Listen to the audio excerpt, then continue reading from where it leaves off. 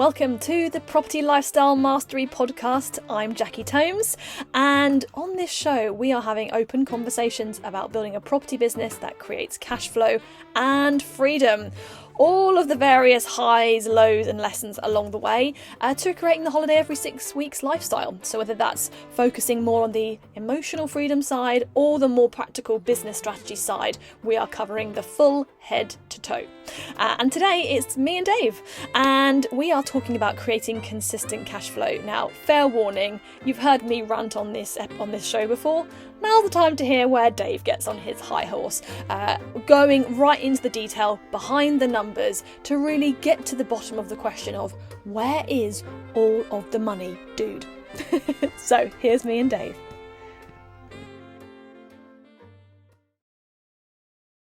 Hello! Hello there! It is Jackie and Dave here today, zooming into you from the Rioja region in Spain, and today we're going to be talking about consistent cash flow, which I think is a good topic considering how much Dave has spent on wine over the last couple of weeks. That's why I'm blaming you. Why do we need cash flow? Wine! So yes, today we're talking about cash flow and how you make sure you get consistent cash flow from your property business. And this is really, we're in the area of business strategy that comes from our property lifestyle mastery triangle. So that's what we're going to be going through today. What is consistent cash flow? Why is it important? And of course, how do you make sure that you get it? So I'm going to start. I'm going to say what is consistent cash flow to me, right? Go on then. And then you can go. So for me, consistent cash flow is a business that can consistently pay me the same amount of money every single month, and for there also to be an operating surplus that remains in the business because the business is generating cash surplus, so I can fund my own life and I can fund the business plus some. That's what consistent cash flow means to me. Yeah, I don't think I've got anything to add to that. That's because I'm amazing. What a beautiful description of consistent cash flow. What a woman. Nothing to add. And that is obviously really important because we get into property for many reasons, but obviously the financial part of it is a really important part. And I think so often we get swept up and lost in the detail along the way. And if you don't have the consistent cash flow, you probably haven't realised the reason that you were doing property or business in the first place. Of course, there's other stuff that's important too, but it's really the bedrock.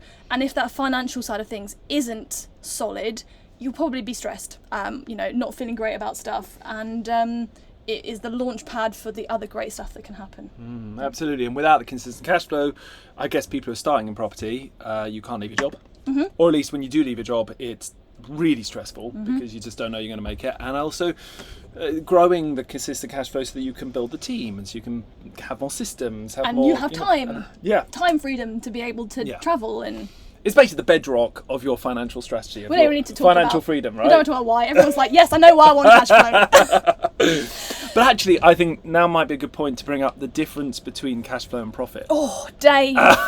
He's gone there. Because I actually think the problem with property as a business is that we are generally playing two different business games. We've got one game of capital uplift and values and the fact that you do a refurb and you add value to your property and then you refinance it at a higher value, and there's this whole appreciation side of what you're doing, and then long term the wealth building, the speculative side of saying, well, I'm buying this property so that 20-30 years down the line when I retire it's worth a heck of a lot more and I'm much richer for it and I'm able to retire on that pot.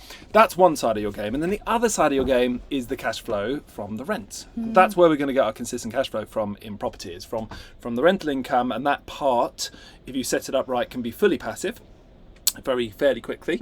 And then the other side is if you want to manage it yourself and make extra cash flow from the rent rather than paying that money to someone else, manage it yourself, and that takes a bit longer to get fully passive because you're then going to have to create the systems for managing it and hire someone else to do that part, but again can create more cash flow for you from each rental. But this side of the business, because there's two things at play, the cash flow all comes from the rental side, and if you're not really on it, you're kind of, it can really be something you don't have what's the word? You don't have much coming from it if you're not really careful, because you can spend so much time working out how you're going to buy this property and uplift the value that you forget to make sure that it's going to make you money as well. I think right? it's and I think like we've been looking at a lot of deals recently, and obviously with the current environment, this is recorded in, where are we, 2023, in October, in the autumn, you know, rates have gone up a lot. The values are still pretty high from that hike that we've recently seen, cooling a bit, but not much of a difference yet. And rents are going up, but they haven't really kept up a pace. So what we've been finding is, yes, some maybe motivations changing from people willing to sell at maybe a more reasonable price coming through. So you might be able to find that it's easier on deals to make the capital side of it work. And Dave runs a deal clinic at the moment in collaboration with Doug James and the SaaS Experience Network, and every month he's doing this deal clinic, and you're looking at deals going, yes, going through the capital part, this is looking really nice, and then you get into the cash flow and going, well, how does minus £100 a month cash flow sound to you? Because the rents haven't adjusted enough in relationship to interest rates in some cases. So you're right. There's the capital part, the cash flow part, which is key. There's no point in making loads of money from capital uplift if the property doesn't actually cash flow. You won't even get a good refinance anyway in this marketplace if it negatively cash flows. Exactly. The banks will cap you. So therefore, what's your definition then? The difference between profit and cash flow that's where you started. Oh yeah, where I started. So profit would be the overall extra money that you're making, additional money you're making on any deal. So incorporating all different aspects of it, whether it's the cash flow aspect or the capital uplift aspect, that's your total profit in any deal. But that's not necessarily how much money you're going to have coming to your bank every single month. So the cash flow for me is just whatever the deal ends up net, very net, after every other cost that could possibly be, and we'll go into that in a little bit. But your net cash flow, and particularly in this case from the rental, so I call it net rental profits, net rental profits at the end of the month, every month, that will end up in your bank account as money you can spend. That's your cash flow. Pre-tax. I tend to do it pre-tax because there's often a lot of in property. There's often a lot of tax expenses you can, get. And actually, then the capital expenses can get muddied in with the cash flow ones as well. Yeah. Anyway, that's maybe a conversation for another day. Let's keep the scope clear. So, therefore, we want to make sure we've got a consistent amount of money coming in each month, and I think it's very easy because we get into property not just for the cash flow, but because of for the capital side of it as well. Yeah. It is both, and I think that muddies the water a lot. Like, most people are motivated by income, replacing the income, being able to leave the job, by being able to lead a better quality of life, blah blah blah. Like, that's where you have got to start. And I think if we muddy too much the capital side of it, that's really one of the first places that this can go wrong. Is I see some people saying, well, cash flow is the most important to me, but also like capital is really important as well. And then they end up making decisions, and we've done it as well, where you choose the long play at the expense of the short play, which is fine for a period of time, but you make your life very hard, right? Yeah, it's so easy to get drawn away, diverted by the allure of the big numbers. The big numbers that aren't actually coming to your bank unless you're flipping. So you're sitting there looking at the massive number of the long game, the longer play, 12, 24, 36 months down the line, or sometimes longer, and saying, well, I'm making way more profit doing it this way, whatever this way might be. But I am so poor. Really poor in the meantime. If you do that again and again and again, you'll basically spend your whole life poor because you keep growing a business that you haven't built the cash flow to support. Because as you grow more, obviously 1, 2, 3 years down the line, you've grown everything. And if you keep making those decisions 3 years down the line, for the next deals, you've built up your cost base. You've built more team. You've built more systems. You've got more that you're having to spend out, and you're only just getting the money from those first things you've just done. It's one of the hardest things in property is this concept that if you do anything that's going to cash flow really well. 90% of the models out there, you tend to have to wait 12 months before you're cash flowing. And even when you do start cash flowing, you haven't got very much coming in because it's just, you've got those rental profits. It's not a huge amount because you've just input 12 months of your life into this thing. And hundreds of thousands of pounds. Hundreds of thousands of pounds, exactly. But then they've made you loads of profit, all stuck in the deal. All stuck in there so that you can hold on to it. That's the game we have to play, and it means there's always compromise. In the property business, you have to find the balance. The balance is the now, the needs of the now, how much money can you get into the bank now to support you in your life, versus the bonus of the future and how much you're going to be making so that in the future you're as wealthy as you might want to be. Nice. So that we've laid out the problem quite nicely there, I think. Okay. Well done us. Very good. I think then the next question is, this all sounds like probably quite clear. Okay, right, I need to focus on cash flow. I think the next problem is, what is my cash flow? And therein lies the journey. How much cash flow am I making? And how much am I not just making now, but how much will I be making in 6, 12 months or more, so that I can plan? And this was the question that we started asking ourselves back in 2015. And we started asking ourselves it because we were working with a great mentor at the time, business mentor, who said to us, so guys, like how's your cash flows? You know, how's your management accounts looking? And I definitely felt a bit stupid at that point. I was like, I say what now?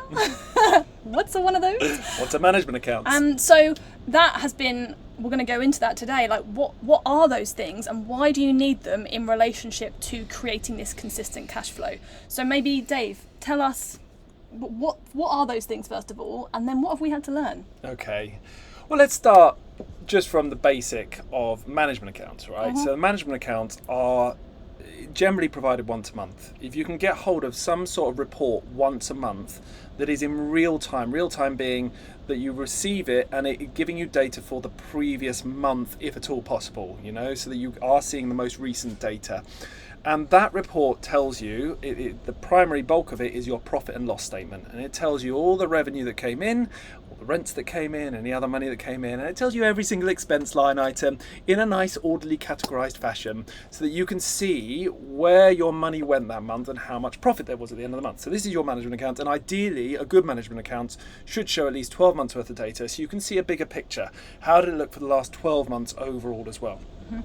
Us in property, that's the most important part. There is a separate aspect. Management accounts usually include your balance sheet data as well, so your loans, your mortgages, your asset values. However, most of this stuff is generally less... It's slower moving, It's isn't slow it? moving. And Yeah, it's you don't not, need that once a month. No, Yeah. It's not urgent once a month. You might want to look at that once a quarter, make sure it's up to date. But really, it's not that useful. But the useful stuff is the profit and loss. You actually know where your money's going. You know if you're spending too much, more than you anticipated, and you know what your margins are. Any good business, and that's what we are, right? A property business. Any good business should know its margins, because if you don't know your profit margins on a monthly basis, then you actually don't know how much cash you've got. You don't know how much you can spend on other stuff. You don't know how much you can take for yourself as the business owner. So really important this. The management account is basically a profit and loss statement on a monthly basis. I'm really glad you guys are starting to see Dave's ranting coming in now. It's not just me that does it. So that is great. That sounds really simple, Dave. Surely that you can get that set up in like a couple of months. How did that go? So we've asked this question in 2015, maybe around July, summer. What did we do next? So this is a bit of a story, this. You'd think to yourself, first thing, like, this is accounts, these are numbers, who do I ask? Who do I ask? I reckon a bookkeeper. No, first thing was to ask my accountant. Of course. Yeah, come on, don't jump in with the wrong info. Sorry. Ask my accountant. That is what we did. We first of all went to our accountant, asking, can we get hold of this information? You know, how does it work? You know, surely the accountant should know. Well, they did know. They said to us, don't worry, that's not in our remit. We were like, what? That's not what we do. That's what our accountant said. Fair enough. They said the problem is you need your data to be up to date regularly, so you're going to need a good bookkeeper. Your bookkeeper's going to need to be doing it. You know, you're going to have to be feeding them all the information regularly. Good accounting software. We signed up with Xero, the accounting software Xero, and we and we went with a bookkeeper that the accountant suggested, who was their partner bookkeeper, which was great. So we set up with this bookkeeper and said to them, brilliant, can you just like send us a export and send us a report every month if possible. So that was our first attempt, which went medium to low. So what I learned from that attempt was, first of all, the accountant was completely right to say, no, I don't do this. Because in theory, I've learned in hindsight, and now that I've worked with a lot of different accountants now, and both for me and with our clients and mentees, I've found that it's not their job. If you ask an accountant to provide you management accounts, what you're generally doing is asking them to do something that they're not trained to do. So an accountant that you normally have is called a chartered accountant. Chartered accountant's job is to deal with your tax position, and particularly to file your accounts or your tax returns on behalf of you to HMRC so that your tax is all being dealt with. That's a chartered accountant's job. If you want management accounts, funny enough, you have to go to a guy called a chartered management accountant. This was like a whole new term to me. A management accountant, which is the man whose job it is to sit inside a business and give you accounts for the owner of the business. Oh yes, woman or man. A management accountant, sit inside the business and provide the accounts, like we're talking about, the P&Ls, for the business owner. And I was like, okay, so this we can't afford to have all of these things. So the bookkeeper is trying to provide these reports on a monthly basis. And what we found was that if the data that the bookkeeper is doing, if their categorization of stuff isn't really, really great, then what you end up with is really, really crap accounts. Like, so if they're kind of missing understanding what some of the transactions are, or some bits are just not making sense to them, they're putting them in slightly the wrong places, only a few of those are required for you to end up with data that just makes no sense whatsoever. And then it's frustrating because you'll spend some time to sit down and look at it, and you'll get to absolutely bum fucking nowhere. What you end up doing is your management accounts process, instead of it being a chance for you to assess your business, it becomes a chance for you to assess your bookkeeper. And instead of being able to get to the bottom of what's going on with your business, you're actually just getting to the bottom of what your bookkeeper doesn't know yet. So you spend your loads and loads of months, and this is what we did. We spent ages just finding all the problems, giving the feedback to the bookkeeper, and then say, all right, well, in future try and do it a different way, and just finding out where they didn't do things right. And then obviously you find out, is your bookkeeper actually good enough to do it well enough, or are they just going to continue making the same mistakes, and you find that you just have a bad bookkeeper, or not bad, an average bookkeeper, but they're just not good enough for what you're looking for. So that's where we got to. Bookkeeper was average, data was crap, and then you're just like, okay, well, what do we do? We're still not getting there. The accounts aren't telling me anything yet. And just to say that that bookkeeping would have probably been good enough for the accountant, right? Yes, that would have been good enough for the accountant. The accountant would have looked at those numbers, they're categorised well enough for him to know what's a tax saving and what's not, and they just go through it, rifle through it, and file it to HMRC, and that's all fine for an accountant, but not for you as the business owner, because it doesn't make enough sense. You need full clarity. So then we're like, okay, well, clearly the problem here is the bookkeeper's not good enough. That must be it. So we hired our own bookkeeper. And we also thought maybe they needed more time, we were the UK bookkeeper at that point. I think we're paying about £25 an hour from memory for that bookkeeper, and we were like, gosh, maybe that was also part of it. Like, maybe we need more hours, but we can't really afford to pay for more hours. Like, we can't be paying like £1,000 a month for bookkeeping. Like, that was just like too much. Then we went, okay, we were at this point starting to learn to hire people in the Philippines. And we were learning how to go through that. More on that in another episode. But we then decided to hire someone out in the Philippines.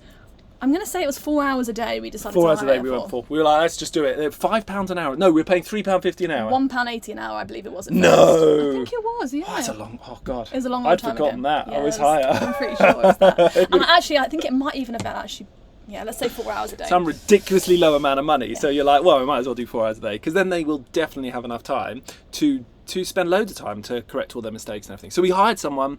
They seemed really good, really liked their kind of diligence, and we actually gave them a template report. We said to them, look, we got it from our mentor at the time. We said, here's a template. This is what we need you to fill out every month, and it meant exporting the data from our software Xero and then adjusting it and changing it all to fit that template, so it made more sense to us. One of the things that came up at this point that is very, very specific to property is that we're talking today about cash flow. Now, most of it's focused on the rental side, but actually a big part of the property business is that you're cash flowing your refurbs, i.e. you're bringing in money, not necessarily your own money, it could be other people's money, investors' money, could be coming in to cash flow and pay for those refurbs. That is a very important part of your business. The money coming in to buy the properties and refurbish the properties it becomes the lifeblood of the business growth. However, because of the nature of how accounting works, anything that goes on the balance sheet, and the balance sheet is where you put assets and liabilities, or in other words, property values and debts such as mortgages and loans, anything that sits on the balance sheet never makes its way in normal circumstances to your profit and loss, or in other words, to your cash flow statements, to looking at the numbers in the business and saying, where's the money coming in and going out? It wouldn't make it there. It just stays on the balance sheet like it's fake money. I was just like blown away by this. I was like, no, if I need to spend 40 grand on a refurb and I'm grabbing that money, the investor's giving me that money into the bank, I need to see that money come in on my cash flow statement so that I know that I've got enough money to pay the 40 grand on refurb. But the way it's being accounted is like the 50 grand just goes and disappears on a balance sheet, and yet I'm seeing 40 grand go out on my P&L. Where's the money for it? Where's the money, dude?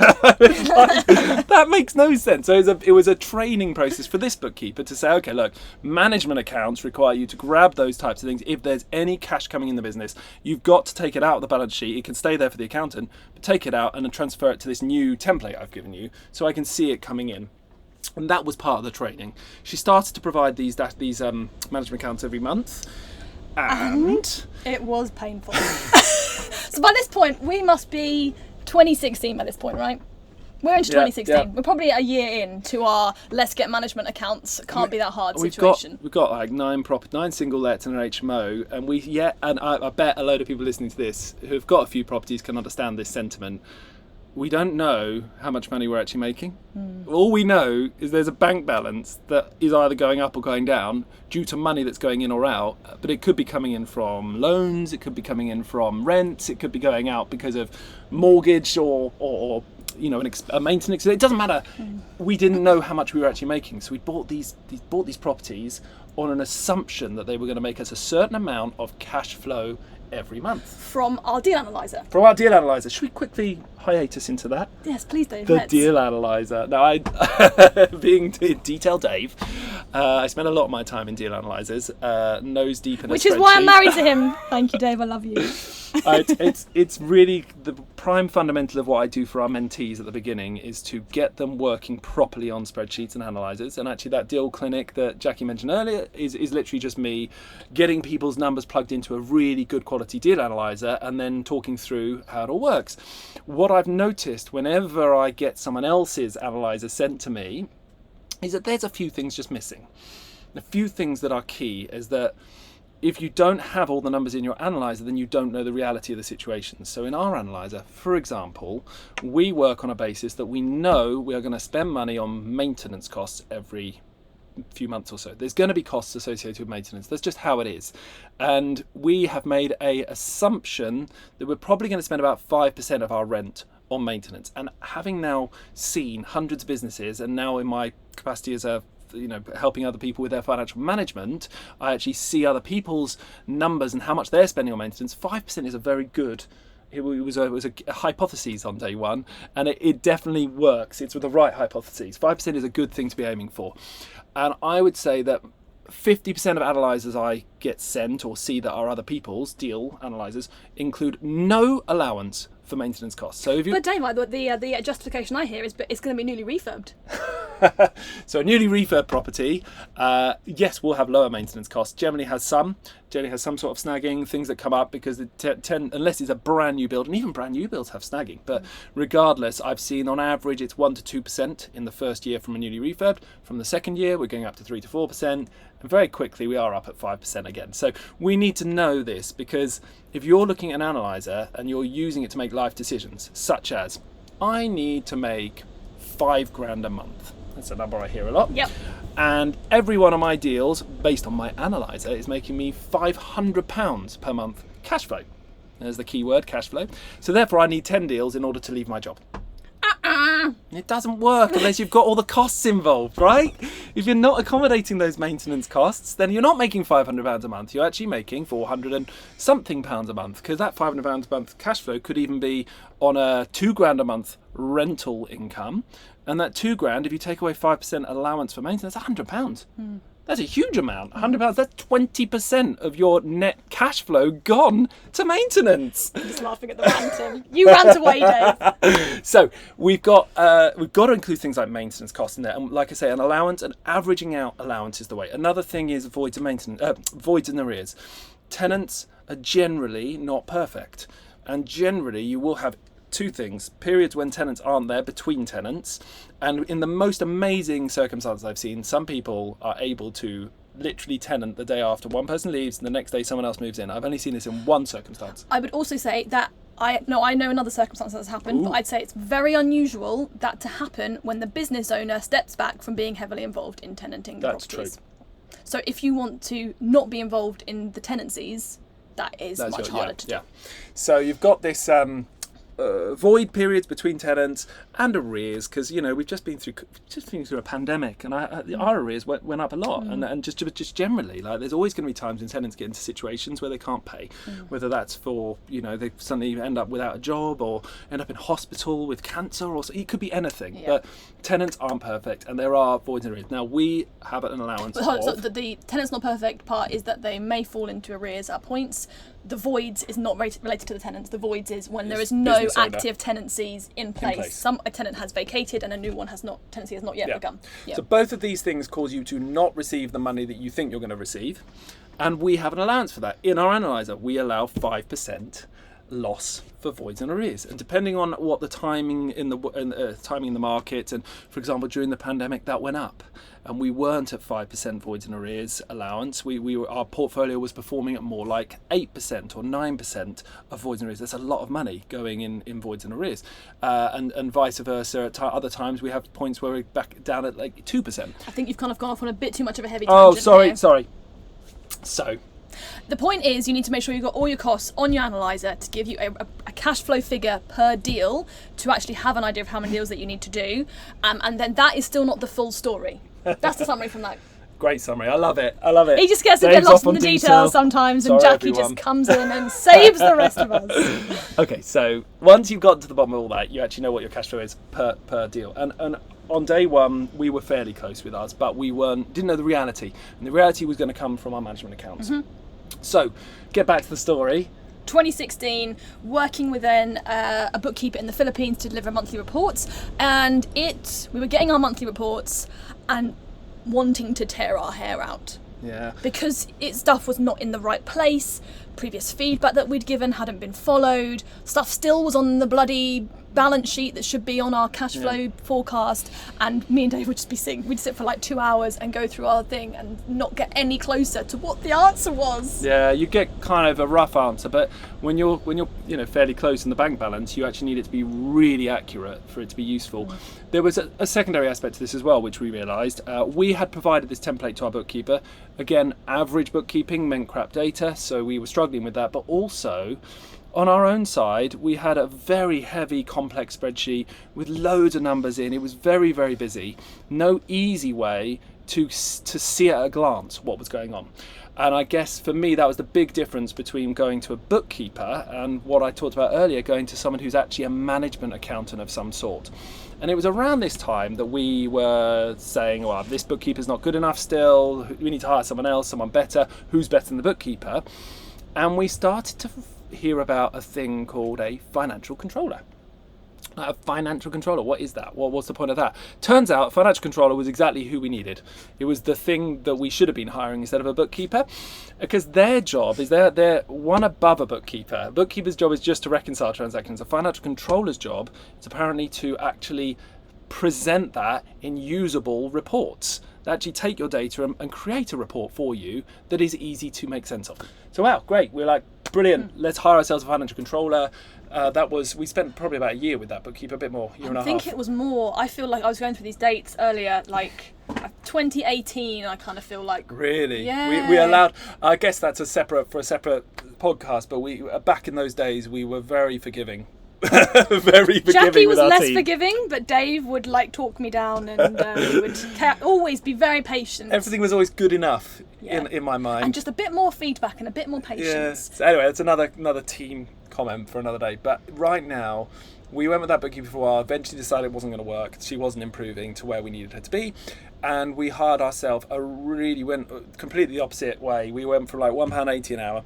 We found someone in the Philippines whose previous job was working for a property company in the Philippines. Development company in the Philippines, whose annual turnover was $50 million, and he was in charge of their entire accounts department. So this was a very experienced dude. He knew his property, and he was, wait for it, an entire £10 per hour. We splashed big. We splashed big on him. So we hired this guy 4 hours a day again to do not just the bookkeeping. He was good, but he was designed to design and create new management accounts for us, a new reporting process that actually made sense to us. And actually, when I showed him our original template, he literally laughed. He laughed at it. He was like, you wait, Dave, you wait. When you see what I have to show you, you will fall off your chair. And he was right. I literally, when he presented to me the first time, it was like, oh my gosh, what were we doing? And it was because it had like little graphs on it, like percentages with different coloured numbers and called things. Metrics. Yeah. Oh, it was good. And it still is good. So he was phenomenal. And he did the job that we needed, the financial controller. This is the thing that we were missing. And I guess at this point, we're just about, once he started working with us, he had to go through the process of creating the management accounts. So again, we're years in and we still don't actually know the truth of how we're performing. We know we're keeping our heads above water, but the problem is that's not helpful. You can't plan on that. You don't know when you can hire the next person. You actually don't know how much money is going to be available to increase your salary, take how much you're taking for the business. It was just very much finger in the air and hand to mouth methodology, month to month. But we didn't want to be there, and we hadn't wanted to be there for years. So we then had this guy. It took him a very long time to create the management accounts. He was a slow creator. And also he wasn't a very skilled bookkeeper, as in he could do the bookkeeping perfectly adequately with good quality, quick. but he wasn't fast because that wasn't his skill set. So it took another 6 to 12 months before we actually had management accounts coming every month. It took longer than that, because we had probably 6 months of creating, 6 to 12 months of actually creating and getting it good enough, and then it was like, right, great, these are great, now let's get these every single month. But because he wasn't a skilled bookkeeper and he wasn't good with timing, which we'll do a wealth dynamic session on, we weren't getting them consistently every single month, so it still wasn't what we were looking for. Gosh, yeah, you're right. I just forget these times. So we have, and the other side of that coin was that he was not able to do it on his own, and I think that's something to be said here. I'm thankfully have a good head on my shoulders for numbers and for structuring things and understand the property industry. He obviously had a property background, but when I was talking to him about literally how these two sides of the business fit together, the ones I was talking about at the beginning, the capital play versus the rental side of our business, that was new to him. And it took a lot of hours of he'd present something, I'd look at it, I'd say, no, this isn't covering everything I need. But I wouldn't say that was necessarily him. I think there is a general confusion about those things amongst the financial community. Amongst everyone. The financial community has their assets and liabilities, profit and loss. They have their methodology, but it's not, that is accountants and financial people. That's not business owners. And also those who are business owners, there's not many, well, from what you found, property business owners, property investment companies trying to figure this out and sharing that information. So I think it's not fair to say that was him. It was just that was... it definitely wasn't him. No, you're right. It's an industry. It's an industry issue that, being that financial person means you've been trained as a financial person, not as a property investor. Simple as. Yeah. So I had to bring that property investment knowledge to the table, and that took time. That took a lot of refining and tweaking and adjusting. And so then we eventually had them, right? We had management accounts. Only once we hired another bookkeeper to come in and to support the financial controller, and a bookkeeper who had more timing in her to be able to deliver the report consistently. Then we got the information. Now, what the hell year was that by that point? I think it was about 2020. I think it took us 5 years. But I might be wrong. I think it might have been 5 years. I think it was We're going to say 5 years right now. Roughly 5 years. From the day that we said, what are management accounts, to the day we actually had them on a monthly basis was a 5-year journey. And then, by that point, you have got a lot of different companies with a lot of different stuff going on with intercompany transactions. You don't just need one management report. You've got freaking 8 management reports that you need. Anyway, let's not go down that far today. Yeah. So we got them. And actually, then finally we got to a point where we knew... across 7 or 8 different companies, we then had a group report that pulled the cash flow together, and you're able to see, right, what am I actually able to dispose of each month in terms of costs and taking myself, and also how is each property really performing? Are they performing as I expected? Is it how I imagined it in my deal analyzer? And where are my costs going? Are they going, am I spending more in certain areas than others? And suddenly we had it all, right? That was 2020, 2021. It was magic, right? Magic moment. And I guess that's when we're suddenly able to also start planning ahead. Because it's just such a long process of buying, refurbishing, and then renting out, and the cash flow increasing. So being able to map that out into the future, and then you're really making decisions. We had some... we're kind of being a bit dramatic to say there was nothing over that 5 years, but it was the confidence levels weren't there, and it was a bit rough and ready around the edges. It was getting to that point that you could really feel confident in the data and start to plan out, which from a clarity perspective and decision making perspective, things become really obvious where it's working and where it's not when you start to look at the numbers. that's probably the end of that story from our perspective. Yeah. I kind of want to hear now what's kind of happened next, because obviously then we're obviously mentoring people. So we run our Dealmaker Accelerator program, and we've been working with one-to-one with people, helping them grow their property businesses since like 2016, something like that. So we're helping people, sharing what we've learned, where it's gone wrong, and passing it on. And, we've always been talking to people about, management accounts. We did what our mentor did to us, to them. You've got to get your management accounts, and helping people to learn what to do. And so with our mentees, we were saying, you've got to go and get a financial controller or a bookkeeper or whatever it may be. And then we were watching all of those guys struggle to try and do it. They were doing it quicker than we were doing it, but there was still a struggle because it's actually really complex. It's very complex. So tell us what this has led to you doing that, because I think you've also found a bit of another passion for you too, which would be interesting to hear you talk about. Okay, so yeah, Jackie said we had a mentee she was at that point needing to hire someone, and I decided it would be easiest. I just had my first set of proper management accounts, and decided it'd be simplest and easiest if she could use my management accounts and deal with all that pain that I'd get rid of all the pain I went through. And the decision at the time was, let's help her to hire a good financial controller for herself, or a top quality, very top quality bookkeeper. Let's train that person up, have our financial controller, train that person up in how to do it properly, how to use our management accounts, and then she could have someone. And so we provided that for her, and it was supposed to be, that's it, done, train up, give her the management accounts process, and leave them to it. 6 months later, it all went brilliantly, except 6 months later, that financial controller left. And we realised there was a massive flaw in our plan. Yeah, we could help people, but if every time their team member leaves or something goes wrong with them, we're going to have to go through the whole process again, train up, hire them, train them up. It's too much effort from our part and not cost effective. So I made the decision to create a side business, which was very much, like you say, born out of passion. It was designed because I could see all these people in need in property, particularly in our clients who are trying to do it properly. A side business where I would hire and train and have the financial controllers working for me, and then I would be the one to provide that service to other people, and that we would use our processes, all the pain, everything that I've learned would be then provided as an outsourced financial management service for others, which is this part that the accountants are missing, the part that the bookkeepers aren't necessarily able to provide. It's the part that the property investors, if you want to grow well and grow in a way that you're able to look ahead and make good strategical decisions and actually not have the stress of not knowing how much money you're making or how much cash you've got, it covers all of that, and it just basically means you know your cash position. That's actually the first thing we do with people most of the time. Most people come to our service and say, I just don't know where's the money. I don't know where the money is. I don't know how much there is, and I just want to know because I don't know if all this work is worth it. And so first 3 months. Or when will it be worth it? Like how much longer do I have to wait to be paid? To be paid what I just want to be paid from this business. So the first few months are really just getting them onboarded and getting it to the point where it's like, yeah, we can say, look, this is where you're really at. This is the clarity on your business, how it's doing, this is how each property's doing, and this is how much money you can take from your company.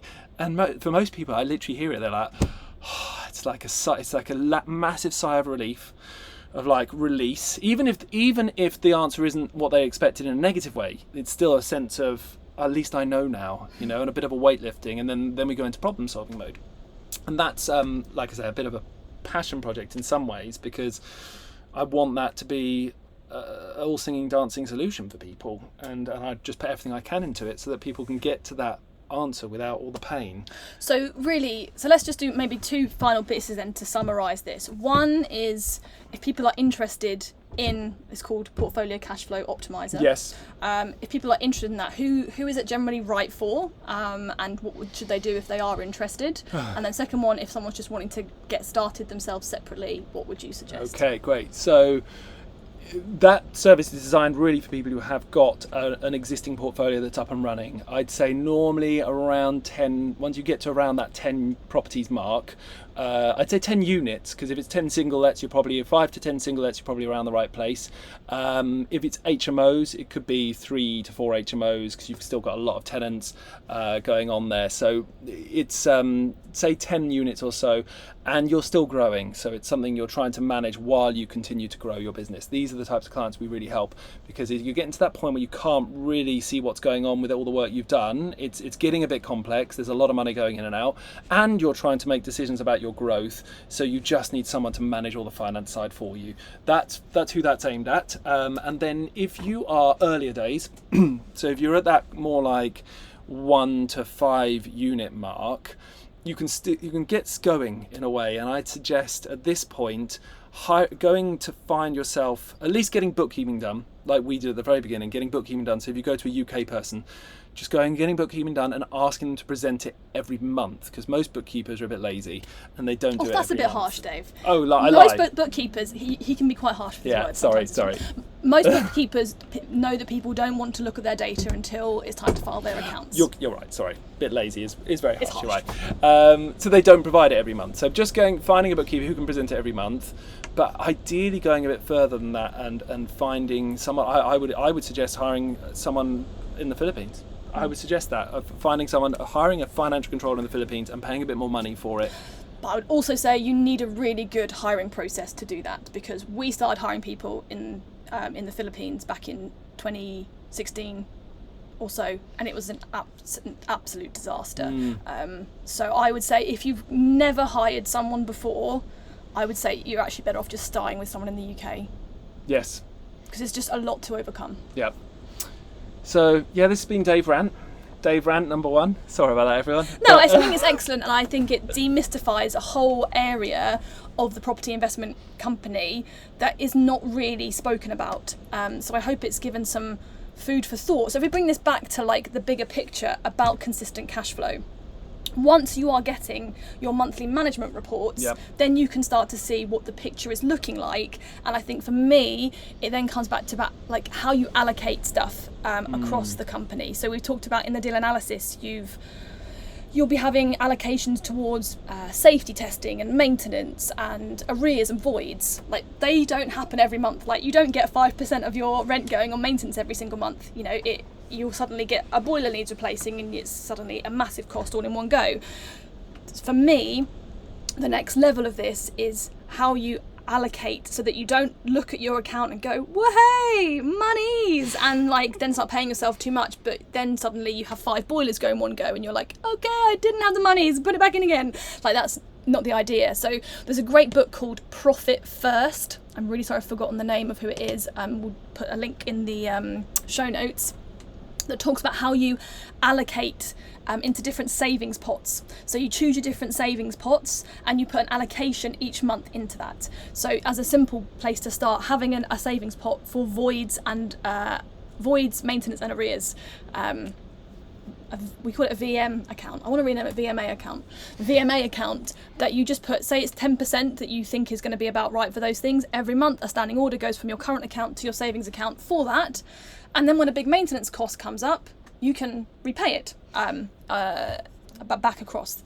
And just having those kind of allocations, and there's others that you can do, but that's a great place to start, to just be like, basically that money is not my money. You know, if I'm lucky, there might be some more there than I actually need, but you always know there's money there to kind of cover it. And that then helps you to see more of a clearer picture alongside your cash flow statement. How much money is there and how much can I pay myself? And to be able to then also set up a consistent standing order for you to pay yourself for whatever amount the company can afford to do, and to be able to look to the future to say, once that's completed and tenanted, it can increase to that amount. I guess the other thing, on a bigger picture thing, I'd say is just being aware of your particular model, whatever you're doing in property, being very aware of how long it does take you to get from first effort all the way through to money in the bank of some sort. So that's called in business your cash conversion cycle. And generally in day one, when you start putting time in, and we all know that time is money, whether it's your time or team members' time, you're in essence spending, whether it's time or money, you're spending. So as soon as you start spending, how long is it until you actually see money come back to you? So you can start plotting this into your general business growth, because if every deal is taking you 6 months, it's very different to if it's taking you more like 2 years in your cash conversion cycle. And it will have an impact on how you basically cash flow your business, how you grow, because it might impact how many team you can take on in the earlier days, and therefore that might impact how many deals you can actually be doing in the early days. So yeah, just a really becoming aware of these things so that you can plan it in would be my key thought to this point. Nice. Mm. God, it's a massive topic, isn't it? I feel like there's just we could just keep Yeah. going. Sorry, it's been a slightly longer episode as well because. Don't be sorry about it. This is it's a really detailed area, and I think you've done a really amazing job of explaining that journey and what you kind of got to go through and the challenges. But at the end, it is so worth it. And property's a complex business, right? And you've got to be good at your financials because it is all about like return on investment and how well it's all performing. And so if you don't know, you are going to feel out of control. And if you feel out of control, the odds are you're more likely to be stressed. If you're feeling stressed, everything gets harder. Your focus narrows. You can't make decisions so easily. You're probably making the wrong decisions, and all of this then circles back to kind of this earlier episodes that we've covered about being focused in your business model, so you can really optimize that business model for the best overall returns, thinking about cash flow. And that's where this ultimately circles back to. You have a look at the model, you see how it's working on your financial statements in reality, and if it's not a good picture, what needs to change? And it doesn't necessarily mean you've got to change the model, it just means that you might have to tweak and refine the model to maximize it. So hopefully not too much of information overload today, but just know that this financial function as part of your business is a really important area to be able to give you that overall strategic focus. And if we think about one final thought, you have in terms of the different areas of a property business, you've got investors, you've got deals, you've got how you're going to operationally deliver, you've got your team and how you're going to manage your team, and you've got your financial management and your finance strategy. It is different to your investment raising. It's how the business is operating financially, and we've got to have a good solid strategy in that area, the same as we do for all the others. Well, there we go. How many podcasts do you go from one week talking about flow and creativity to the next week talking about your profit and loss and your balance sheet? Yes, that's how we roll here at the Property Strategy team. And if you're interested in the Portfolio Cashflow Optimizer service that Dave was talking about on this episode, where you basically get to hand over to Dave and his team to take care of creating those cash flow forecasts for you, to map out your future so that you can see where all the money is and where all the money's going, and improve how profitable you are within your portfolio, then go and check that out. The website is property-strategy.com/PCO for Portfolio Cashflow Optimizer. And just to whiz us right back around from talking about the financials of your business, next week Dave and I are going to be talking about meditation. Our personal journey to using meditation and how it has helped us to rapidly transform our business progress in a whole different way. That's a heck of a lot easier. So that'll be Dave and myself joining you next week. So until then, have a great week ahead.